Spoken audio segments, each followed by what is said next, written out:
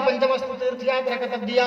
मेरे हिंदू भाइयों, आओ रात के 11-12 बजे आओ, मुझसे चैलेंज करो। मैं तुम्हें चैलेंज करता हूँ, महाभारत के अंदर ये शब्द नहीं मिलेगा। तुम किसी भी चौराहे पर मौलवी रफीक को बुला सकते हो और बुलाने के बाद गर्दन उड़ा सकते हो। मेरा चैलेंज है तुमसे, मैं बताऊंगा, मैं दिखाऊंगा। तुम्हारी महाभारत में लिखा हुआ है कि सनातन धर्म पंचमस्तु अस्ति। सनातन धर्म 5 चीजों का नाम है जो इस्लाम की तरफ आकर्षित कर रहा है, इस्लाम की ओर बुला रहा है। मेरे भाइयों, अल्लाह के रसूल सल्लल्लाहु अलैहि वसल्लम ने यही कहा है, बुनियल इस्लाम अला खमसिन, इस्लाम का बुनियाद 5 चीजों पर कायम है। पहली चीज अशहदु अल्ला इलाहा इल्लल्लाह, दूसरी चीज दानम, दूसरी चीज व इकामिस सलाम व इताइज ज़कात वल हज व सौम रमजान, हज भी करो और रमजान का भी रोजा रखो। हज करने की अगर ताकत हो तो जाओ, और ना कोई बात नहीं है। अल्लाह के रसूल सल्लल्लाहु अलैहि वसल्लम तो इन्हीं चीजों की तरफ इशारा किए हैं।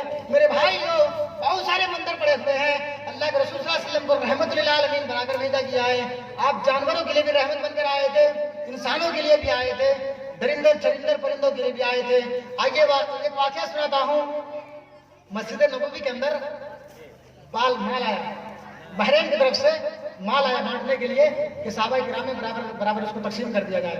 और से सुनिएगा, मस्जिद का जलसा है, लोग उलमा किराम बोल रहे हैं। अभी अमानुल्लाह फैजी साहब बोल रहे थे दान देने के बारे में, लेकिन कोई नहीं होते हैं कि हम जाकर के 10,000 रुपए मस्जिद में दे दें। वो ये सोचेगा कि अगर हम 10,000 रुपए अपनी जेब से दे दें तो हम अपने घर में जाए, बीवी बोलेगी अच्छा कितना रुपए देकर आए तुमने मस्जिद जलसे में।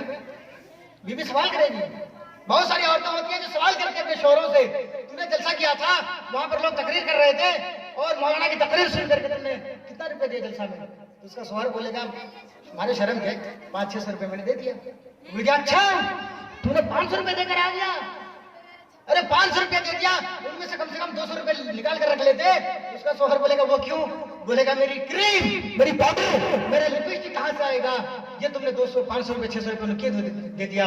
अगर उनमें से 200 रुपए निकाल कर रख लेते तो हम वीरपुर या फारबिसगंज के मार्केट में जाते और वहां से गोबर की तरह चिपड़ने वाली चीज लेकर आते और दूसरों को दिखाते, देख ये हमने लाया, ये लाया है। मेरी बहनों, सारी चीजों को छोड़ो, तुम्हारे शौहरों से मुतालबा कर सकती हो। अगर तुम्हारा शौहर पैसा नहीं देता, बच्चों को पढ़ाने लिखाने के लिए पैसा नहीं देता, आओ मैं एक मसला बता रहा हूँ और ये मसला किसी के ऊपर भी फिट हो सकता है। मैं अपने गिरबान में भी झाँक कर देख सकता हूँ, मैं अपने ऊपर भी फिट कर सकता हूँ, सारे मौलवी अपने ऊपर फिट कर सकते हैं, लोग अपने ऊपर इस मसले को फिट कर सकते हैं। अगर तुम्हारा शौहर पैसा नहीं देता बच्चों को पढ़ाने लिखाने के लिए, तुम्हें तंगी करता है, शौहर तुम्हारे बजाय कहीं दूसरी और पैसे को वेस्ट करता है, पैसे को डोनेट करता है, तुम्हें खिलाता पिलाता अच्छा से नहीं है, बच्चों को पढ़ाने लिखाने के लिए पैसा नहीं देता, तो मेरी माओ, मेरी बहनों, इस फतवे को गौर से सुनो। अगर तुम्हारा शौहर तुम्हें नहीं देता है तो तुम उसे बगैर बताए हुए कुछ पैसे चुरा सकती हो। अब लोग बोलेंगे मौलाना साहब ये हदीस तुमने पढ़ दी, लोग बता दिया औरतें, अब तो हमारी जेबें कटेंगी, हमारी औरतें चोरी करेंगी। मेरे भाइयों, अगर आप पैसा नहीं देते हैं तो जाहिर सी बात है। हिंदा वो एक बार अल्लाह के रसूल सल्लल्लाहु अलैहि वसल्लम के पास आई और कहने लगी अल्लाह के रसूल मेरा शौहर मुझे खर्चा नहीं देता, अरे अल्लाह के रसूल मेरा शौहर मुझे खर्चा नहीं देता है, मुझे खिलाता पिलाता नहीं है, बच्चों को पढ़ाने लिखाने के लिए पैसा नहीं देता, अरे अल्लाह के रसूल क्या करूं? मैं उसे बगैर बताए हुए कुछ चोरी कर सकती हूँ। अल्लाह के नबी सल्लल्लाहु अलैहि वसल्लम ने फरमाया में हिंदा, अगर तुम्हारा शौहर नहीं देता है, कंजूसी करता है, बखीली करता है, तो तुमने बगैर बताए हुए कुछ पैसे चुरा सकती हो जितना में तुम्हारा गुजर बसर हो जाए। अब मेरी माँ और बहनों, इस हदीस को बुरी तरह से ना सोच ले, उल्टी खोपड़ी में ना सोच ले कि बजाय 10,000 रुपए इसके शेरवानी की जेब में रखा हुआ है और 10,000 में चुरा के लेके भाग जाऊं, मैं उसे अलग कर दूं। मेरी माँ, मेरी बहनों, उतना पैसा चुरा सकती हो जितने में तुम्हारा गुजर बसर हो जाए, जितने में तुम्हारा मेंटेनेंस हो जाए, जितने में तुम्हारे बच्चों का लिबास हो जाए, पैसे किताब के लिए हो जाए, उतना चुरा सकती हो। अब ऐसा नहीं है कि 10,000, 1,00,000 रुपए रखा हुआ बैग के अंदर, जेटी के अंदर, बक्से के अंदर, और सारी चीजों को उठा करके हम अपने मायके भेज दें, ये तुम्हारे लिए जायज नहीं है।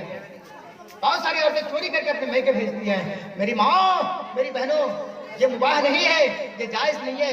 तुम उतना चुरा सकती हो जितने में तुम्हारा गुजर बसर हो जाए। तो अल्लाह के रसूल सल्लल्लाहु अलैहि वसल्लम के पास जब हिंदा आई, अल्लाह के नबी सल्लल्लाहु अलैहि वसल्लम ने फरमाया हाँ तुम उतना चुरा सकती हो जितने में तुम्हारा गुजर बसर हो जाए। तो अल्लाह के रसूल सल्लल्लाहु अलैहि वसल्लम के मस्जिद में जब मुल्क शाम से कुछ माल आया, बहरैन से माल आया बांटने के लिए, तो अल्लाह के रसूल सल्लल्लाहु अलैहि वसल्लम को पता चला कि मेरे मस्जिद में माल आया हुआ है और हमें बांटनी है। अल्लाह के नबी सल्लल्लाहु अलैहि वसल्लम ने फरमाया अपनी प्यारी बीवी से, मेरी माँ, मेरी बहनों, अल्लाह के रसूल सल्लल्लाहु अलैहि वसल्लम की बीवी की तरह तुम भी बनो उससे तो उस तरह नहीं बन सकती हो तो उससे कम बन करके दिखाओ।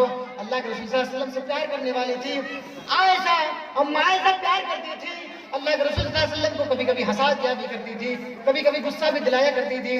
मदनी करीम सल्लल्लाहु अलैहि वसल्लम ने कहा, मेरी बीवी आज मस्जिद नबवी में कुछ माल आया हुआ है और हमें उसे बांटने तकसीम करनी है। हजरत आयशा कहती है कि मेरे शौहर आज 15-20 दिन हो गया है, मेरे घर में चूल्हा नहीं जला है, मेरी पेट के आंखें फुलल्ला पड़ रही हैं। आए अल्लाह के रसूल आप माल तकसीम करेंगे, आप माल बांटेंगे तो आए अल्लाह के रसूल क्या आपको माल नहीं मिलेगा? मदनी करीम सल्लल्लाहु अलैहि वसल्लम ने फरमाया, मेरी बीवी हो सकता है कि मैं माल तकसीम करूं और माल बच जाए और मुझे भी मिल जाए। मेरे भाइयों, हजरत आयशा इस बात को सुनकर के कहती है, ऐ मेरे शौहर क्या मैं चूल्हे में लकड़ियां लाकर रख दूं, हांडी वगैरह धो करके रख दूं? आजकल की अगर हमारी माएँ हो जाए